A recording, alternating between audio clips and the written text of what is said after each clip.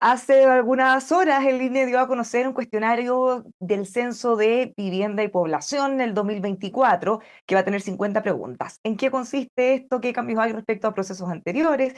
¿Cómo están llevando también el proceso de reclutamiento de los censistas? Vamos a estar conversando de esto en detalle con el director del Instituto Nacional de Estadísticas, Ricardo Vicuña. ¿Cómo está? Muy buenos días, feliz año antes que todo. Buenos días, Bárbara. Feliz año. Bueno, se da a conocer esta herramienta, uno aquí se da cuenta lo rápido que pasa el tiempo, porque se hace cada 10 años, bueno, ya de nuevo vamos a tener un censo. Falta muy poquito para eso, ¿cómo se están preparando? Bueno, la verdad es que nos estamos preparando hace harto tiempo ya. Casi desde que terminó el censo anterior, por ahí por el 2018, que se publicaron los resultados, ya se empezó a preparar lo que iba a ser el censo del año 2022. Estos censos se hacen cada 10 años típicamente, pero con la pandemia se debió postergar un par de ocasiones y terminamos hoy día en el 2024. Pero yo diría que nos venimos preparando por lo menos hace 4 años. ¿Mm? Es una preparación bien detallada porque involucra una serie de dimensiones que van desde el punto de vista de la forma en que vamos a enfrentar la pregunta de quiénes deben ser censados, la tecnología que vamos a ocupar, quiénes van a ser nuestros colaboradores o colaboradoras para hacer el levantamiento. Hay temas logísticos, entonces hay una cantidad enorme de dimensiones que hemos venido planificando ya hace harto tiempo. Ahora, mirando este cuestionario que ustedes presentaron, tiene 50 preguntas, ¿en qué consisten? ¿Qué tipo de preguntas son? Bueno, hay diversas dimensiones al respecto. Primero, recordar que el censo del 2017 fue un censo más abreviado que lo tradicional. Y en esta ocasión estamos volviendo a la tradición de censos más completos. Entonces, por eso estamos pasando de 21 preguntas, que fue el censo abreviado del 2017, a 50. Entonces, ahí se reincorporan una serie de preguntas tradicionales en ámbitos así como de servicios básicos, sistemas de suministro de agua, ámbitos como, por ejemplo, el estado conyugal, preguntas del mercado laboral que típicamente se hacían en el pasado, preguntas acerca de tecnología y comunicaciones. Entonces, hay toda una dimensión ahí de volver a hacer las preguntas tradicionales. Y finalmente hay preguntas nuevas, obviamente porque con el tiempo la sociedad va requiriendo nueva información, hay que responder a esas nuevas demandas. Y ahí hay al menos tres dimensiones, creo yo, tres o cuatro, que vale la pena destacar. ¿Cómo cuáles? Por ejemplo, hay un tema ahí de discapacidad, hay una pregunta ahí bien importante al respecto. Después hay una pregunta de pertenencia a pueblos afrodescendientes, que tiene que ver con eh, pueblos que tienen ascendencia de África y que tiene que tener también un correlato con el uso de lenguajes, digamos, también de pueblos originarios. Y también hay preguntas respecto a el tema de género. Entonces y finalmente hay temas también de medio ambiente. ¿Ah? Por ejemplo, el manejo de la basura, que es una típica pregunta que nos importa mucho hoy día en la sociedad. Entonces ahí hay un par de elementos de preguntas nuevas bien importantes. Ahora, debe ser súper complejo armar este cuestionario pensando que la tentación, obviamente, uno es, ojalá poder meter todos los contenidos posibles y cuando se tiene una instancia persona a persona con cada uno, prácticamente quienes viven en nuestro país. Las presiones de tratar de sacar la más información posible debe ser muy alta. Sí, claro, ese es el desafío de armar un cuestionario al final. ¿Cómo Armar priorizar? un cuestionario, hay todo un trabajo previo. ¿Ah?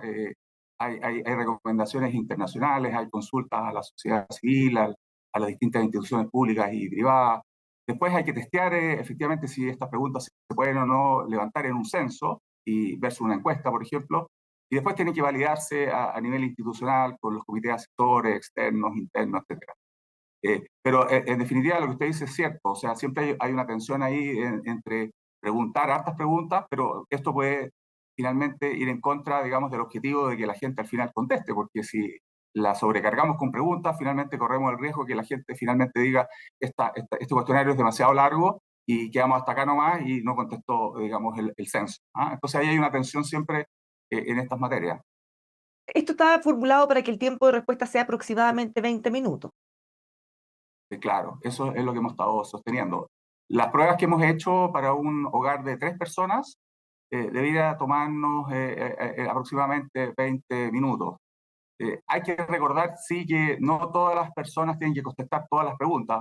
Va a depender, por supuesto, en caso de fecundidad solamente contestan las mujeres sobre cierta edad. Hay ciertas preguntas que obviamente no contestan los niños, etcétera, etcétera. Entonces, en el fondo va a depender mucho de el grupo que uno está encuestando, pero en promedio 3 personas, 20 minutos. Claro, que más o menos el tiempo que uno va a tener que planificarse para estar para estar atento y claro, como dice usted, y no correr el riesgo de que se conteste en la mitad y se deje hasta ahí.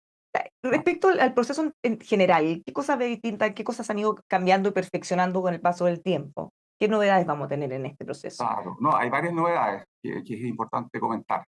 La primera, que yo creo que ya está siendo más o menos internalizada por la ciudadanía, es que ya va a dejar de ser un censo de un día. Va a ser un censo que va a ir de marzo a junio. Ya, esa es una primera diferencia importante. En segundo lugar, hay un cambio importante en el foco de la pregunta, importante de quién es efectivamente la persona que tiene que ser censada respecto, por ejemplo, al censo del 2017. El censo del 2017, uno recordará que la pregunta era si usted durmió o pernoctó en esa vivienda la noche anterior. ¿Ya? Ese era el foco. Ahora el foco más bien es si usted es residente habitual del territorio. Y residente habitual del territorio significa, en otras palabras, por ejemplo, para operacionalizarlo, que uno ha vivido durante el último año, o sea, en la fecha que uno lo están entrevistando, uno mira para atrás el último año, se va al mismo día del año anterior y se hace la pregunta, ¿he vivido en esta vivienda al menos 6 meses y un día, o sea, la mayor parte del año pasado? Si esa es la respuesta, yo soy residente habitual y debo ser censado. Si no es así, yo miro hacia adelante y digo, estoy pensando hacia futuro vivir en esta vivienda la mayor parte del año, 6 meses y un día. Si la respuesta nuevamente es sí, yo debo ser censado. Entonces, independientemente que yo haya pernoctado o no en la vivienda, yo voy a, si contesto afirmativamente estas dos dimensiones, una u otra, yo voy a ser residente de esta vivienda. ¿Y por qué es tan importante? Porque en el fondo con esto nos va a permitir conocer mucho mejor la realidad de cada área geográfica, independientemente de si uno efectivamente tuvo mucha gente durmiendo en la noche anterior. Ahora, la lógica de eso era antes, como era en un solo día, en el fondo, si alguien durmió en esta casa, se censaba en esa y no en la otra para que no estuviera duplicado en el fondo. Claro, claro. Y entonces eso también, de alguna forma, puede distorsionar después la interpretación de esos datos para políticas Y la cantidad de públicas. gente que vive en cada hogar, por ejemplo, todo eso. Entonces, esta nueva dimensión, por eso es tan importante y hacemos tanto énfasis. Hay una tercera dimensión que también es muy importante, que dado que vamos a hacer un censo más largo, vamos a incorporar tecnología. Entonces, se acaba el formulario en papel.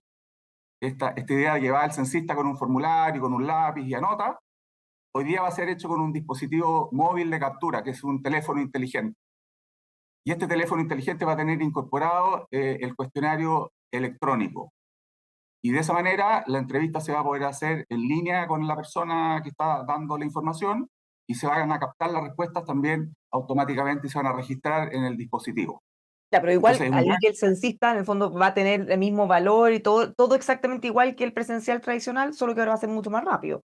claro, ahora va a tener una tecnología que le va a permitir hacer la encuesta y registrar inmediatamente en este dispositivo y con esos datos después se pueden dirigir rápidamente a un centro de datos, digamos, centralizado. Y en cuarto lugar, que yo creo que también está bien, digamos, explicado hasta el momento, es que estamos en un proceso de postulaciones para el cargo de censista, porque esto ya deja de hacerse con voluntarios. Obviamente, cuando se hace en un periodo más largo, uno no puede contar con personas que voluntariamente van a hacer esta pega. Uno tiene que contratarlas. Entonces, estamos en proceso de postulaciones de censistas, que partió el 20 de diciembre, y aprovecho ahora de hacer un aviso. El proceso continúa abierto hasta el 12 de enero para el cargo de censista. Necesitamos 24.500 censistas aproximadamente para esta Esto va a ser tarea. un trabajo 24/7, o a jornada completa más bien, y por todos estos meses, ¿y cuál va a ser el sueldo que se ofrece para que la gente postule? Claro, es un trabajo de jornada completa y se va a hacer en turnos porque nosotros tenemos planificado hacer el levantamiento de lunes a domingo de 9 de la mañana a 9 de la noche. Entonces ahí se van a tener que acomodar los turnos para que tengamos presencia en el territorio permanente. El cargo es por 3 meses parte en marzo hasta junio, y tiene una renta bruta de 750.000 pesos mensuales. Y además hay un estímulo para que promovamos la permanencia durante los 3 meses. Entonces, al final de los 3 meses, las personas que hayan completado todo el periodo van a tener ahí un estímulo y una bonificación de 90.000 pesos. Ese es Eh, como el sueldo. ¿Hay algún requisito? ¿Quiénes pueden postular? ¿Edades, por ejemplo, u otro? Mira, son requisitos bastante generales, no son demasiado exigentes. El primero es que tienen que ser mayores de 18 años. El segundo, que deseablemente sean personas que hayan egresado y tengan un título de enseñanza media. Y tercero, idealmente que tengan experiencia en levantamiento de encuestas y mucho mejor si han participado en un censo anterior. Esos son los requisitos formales. El más importante, creo yo, es estar motivado con esta tarea y realmente creerse el cuento de que esto es importante, porque es un trabajo que tiene su esfuerzo. Naturalmente hay que hacer un recorrido en el territorio, pero tiene una gratificación súper importante, que es en el fondo hacer un buen censo y levantar la información que el país necesita. Ahora, ¿cuál es el cronograma de este proceso? Usted dice, bueno, ya han varios años trabajando en esto, pero ahora ya se le da de alguna manera como un puntapié inicial con más fuerza en el minuto que se reclutan a los censistas y que se da a conocer el cuestionario. ¿Qué viene ahora? ¿Cuál es el cronograma que ustedes tienen hacia adelante? Sí, estamos ahora iniciando la campaña comunicacional, partimos el 2 de enero con todo, digamos, ya estamos haciendo bastantes anuncios en los distintos medios para promover y concientizar, digamos, a la ciudadanía de lo que viene. Estamos en proceso de selección, o sea, de postulaciones al cargo de censista, que deberíamos tener ya seleccionados hacia fines de febrero. El 20 de febrero ya deberíamos tener la nómina de los 24.500 censistas, que deberían presentarse a los locales censales que ya tenemos definidos y ya están operando el día 4 de marzo. Entonces, ya tenemos definido a lo largo de todo el territorio del país los locales, que son aproximadamente 700 más o menos locales censales, que es como la base de operaciones donde se van a reportar los censistas diariamente. Y estos locales ya están constituidos a partir del día 2 de enero de esta semana. Y tienen un coordinador de local que ya está constituido en su local. ¿De acuerdo? Entonces, ese es como el proceso preparatorio. Y luego el proceso debería comenzar la primera quincena de marzo. Tenemos que anunciar ahora la fecha exacta, el día. Eso todavía nos falta, pero estamos en proceso de definir el día exacto para que en el transcurso después de 12 semanas se haga gradualmente el levantamiento de la información del censo a lo largo de todo el territorio. Y en el caso nuestro, como personas que vamos a ser censadas, tenemos que tener, nos van a avisar antes o sabemos que en X semana o durante ese periodo pueden llegar eventualmente en cualquier momento. Si es que no hay alguien para contestar, van a volver después. ¿Cómo funciona ahí desde el punto de vista Sí. de la población?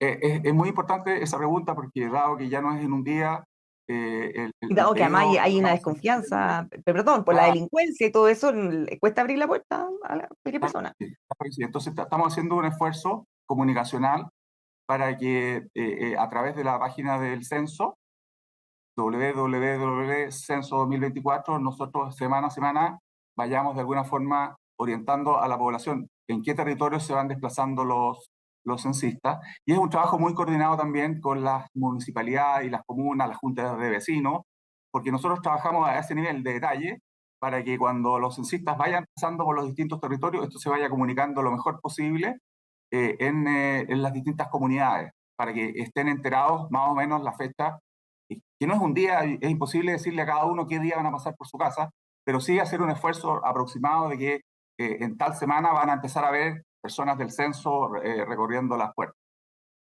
Y respecto a la seguridad, también hay noticias bien importantes. ¿Mm?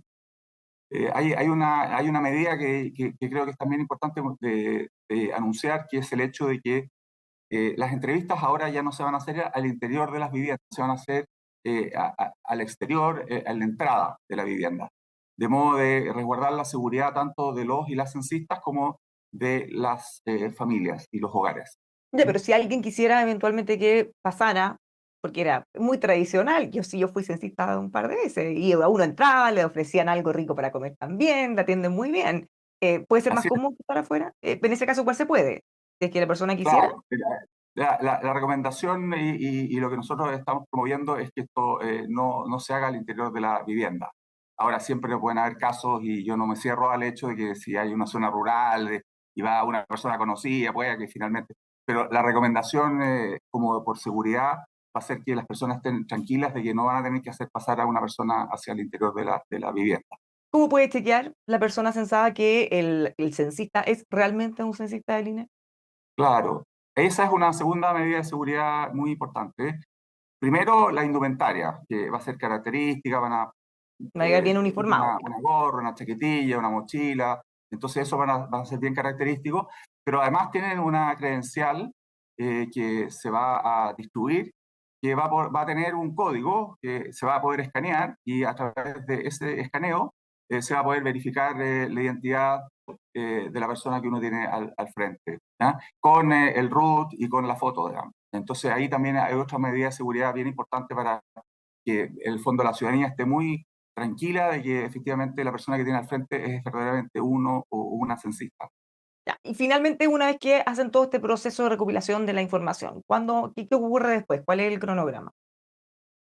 Bueno, después que se recopila toda esta información, digamos, tenemos ya hacia mediados de año levantado el censo, deberíamos tomarnos un periodo hacia fines del 2024, principios del 2025, para anunciar la cifra preliminar, la primera estimación de la población que se ha censado. Eso es una estimación preliminar. Y luego, hacia fines del 2025, ya deberíamos tener el set completo con todas las dimensiones y temas, digamos, que se levantan en un censo de 50 preguntas, y eso va a estar el detalle, digamos, diseminado en los distintos medios del INE para el público. Al hacerlo todo virtual con tecnología, ¿se hace más rápido? Que obviamente tener que llenar toda esta ficha y después traspasarla al sistema. Efectivamente, esa es la idea, ¿no es cierto?, de poder hacerlo por esa vía. Hay, para complementar la pregunta de la tecnología y la forma que esto se levanta, también está siempre la duda de que estaba en la pregunta anterior, de qué pasa si yo no estoy cuando pase el censista, ¿no es cierto? O sea, Mm. ¿qué hago? Entonces, ahí también tenemos una estrategia de hacer varios intentos durante la semana, ¿ah? Entonces, ir en distintos horarios y efectivamente va a llegar un momento en que nos vamos a dar cuenta que por una serie de motivos, esa entrevista no se puede llevar a cabo de manera presencial, porque es la realidad, digamos, puede darse. A pesar de que hemos insistido mucho y es la estrategia principal, no logramos hacer esa entrevista. Y entonces ahí se abre una segunda dimensión nueva, que es la posibilidad de que se va a dejar una carta con un código a la vivienda intransferible, un código especial para la vivienda, y a través de ese código entonces el hogar va a poder entregar la información en línea. Entonces es una facilidad muy grande para las personas, digamos, que efectivamente no pueden entrevistarse presencialmente. Oye, y a propósito de esto, una pregunta que ya hemos visto en censos anteriores, zonas en donde no han podido entrar censistas, Temucuicui, por ejemplo. ¿Están pensando en alguna estrategia especial para zonas así que son más complejas de acceder? Efectivamente son comunidades que tienen ciertas características y hay que hacer un trabajo previo, lo que nosotros llamamos vinculación territorial. Entonces tenemos encargados de esta vinculación territorial, de modo de tomar contacto con las comunidades y ser muy respetuoso, ¿ah? Hay que ser muy respetuoso de las realidades, las costumbres, la cultura, las tradiciones que hay en cada territorio y por lo tanto, en acuerdo, llegar, digamos, a cuál es la mejor estrategia para finalmente entrar a la comunidad y levantar los datos de modo que esto sea de una forma respetuosa. Muchísimas gracias, Ricardo, por haber conversado con nosotros. Éxito en este tremendo proceso tan Muchas importante gracias. para Chile. Para poder armar nuestras políticas públicas tenemos que saber todo esto. Así es. Muchas gracias por la invitación y encantado después de volver a entregar toda la información que se requiera. Ahí la vamos a estar esperando. Muchas gracias, que tenga un muy buen año. Bueno, Igualmente. los dejamos invitados a conocer, por supuesto, todos los detalles de este proceso con nosotros aquí en emual.com.